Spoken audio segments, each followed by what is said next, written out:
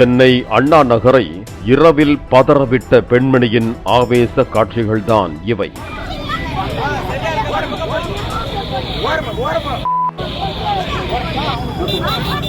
கோடி கோடியா கொள்ளையடிக்கிறவனை விட்டுட்டு ஒயின் ஷாப்ல 120 ரூபாய் திருடிட்டான்னு என் புருஷனை எப்படி அரெஸ்ட் பண்ணுவீங்க என்று சாலையில் நின்று கையை உயர்த்தி தனது களவாணி புருஷனுக்காக நீதி கேட்ட உத்தமி இவர்தான்.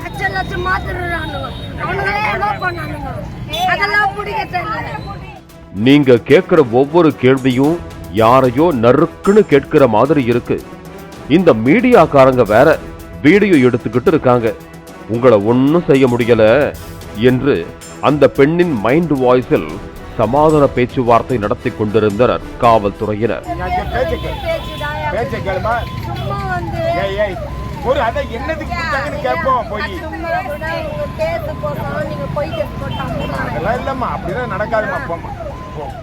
எல்லாம் பிளாட்பார கேஸ் என்று ரோந்து காவல் ஆய்வாளர் வாய் விட்டதுதான் தாமதம். அடுத்த நொடி யார பார்த்து பிளாட்பார கேஸுங்கிற என்று போலீசாரை அடுத்தடுத்த கேள்விகளால் பதறவிட்டார் அந்த பெண்.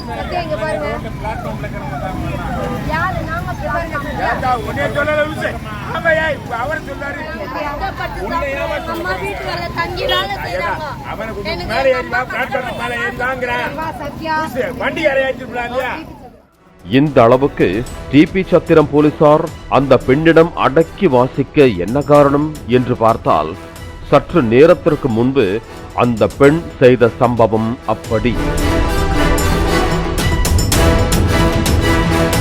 தனது கணவர் கணேஷை போலீஸ் பிடித்து சென்றதை கண்டித்து தனது 2 மகன்களுடன் சாலையில் அமர்ந்து மறியலில் ஈடுபட்டு அண்ணா நகரை போக்குவரத்து நெரிசலில் ஸ்தம்பிக்க வைத்தார்.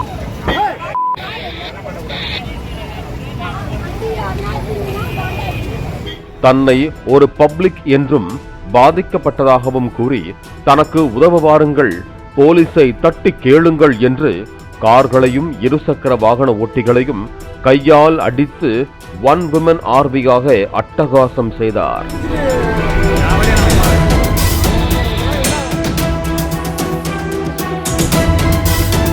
போலீசுக்கும் அந்த பெண்ணுக்கும் இடையிலான மோதல் வாகன ஓட்டிகளுக்கும் அந்த பெண்ணுக்கும் இடையே மாறியது.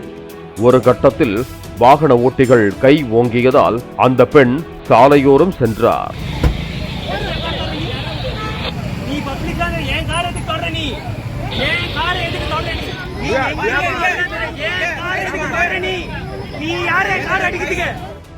சாலையோரம் நகர்ந்து சென்ற பின்னரும் போலீசாரை விடவில்லை.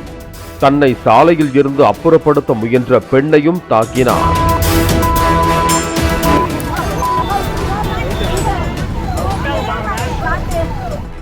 ஏழு வருடங்கள் ஜெயிலில் இருந்து வீட்டுக்கு வந்த தன்னுடைய புருஷனை எப்படி திருட்டு வழக்கில் கைது செய்யலாம் என்று மறுபடியும் முதலில் இருந்து போலீசாருடன் மல்லுகட்ட ஆரம்பித்தார். பெண் என்பதால் அவரை அப்புறப்படுத்த முடியாமல் ரோந்து போலீசார் விழி பிதுங்கி போயினர்.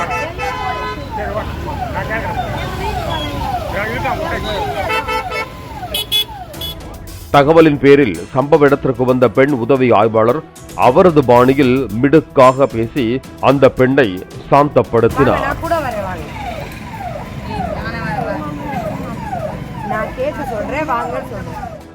நீண்ட நேரம் பரபரப்பை ஏற்படுத்திக் கொண்டிருந்த அந்த பெண்ணிடம், உனது கணவனை விசாரணைக்கு அழைத்து சென்றிருக்கிறோம், விசாரணைக்கு பின்னர் அனுப்பி வைத்து விடுவோம் என்று உறுதியளித்ததால் ஆவேசத்தை அடக்கிய அந்த பெண், தனது கணவர் வரவில்லை என்றால் 3 பேரும் சேர்ந்து என்று போலீசாரிடம் பகிரங்க மிரட்டல் விடுத்துவிட்டு சென்றார்.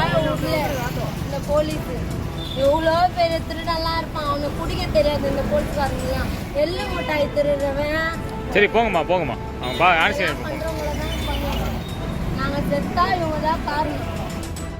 அந்த பெண்ணின் கணவர் தவறு செய்யாமல் காவல் நிலையம் அழைத்து செல்லப்பட்டார் என்றால் அதனை அவர் நீதிமன்றம் சென்று நிரூபித்துக் கொள்ளலாம். அதை விடுத்து இப்படி சாலையில் அழுது புரண்டு பொதுமக்களுக்கு இடையூறு செய்வதையெல்லாம் தவறு என்று போலீசார் சுட்டிக்காட்டினர். போலீஸ் கைது நடவடிக்கைக்கு பயந்து அழுது புலம்புவது ஒன்றும் நம்ம ஊருக்கு புதிதல்ல.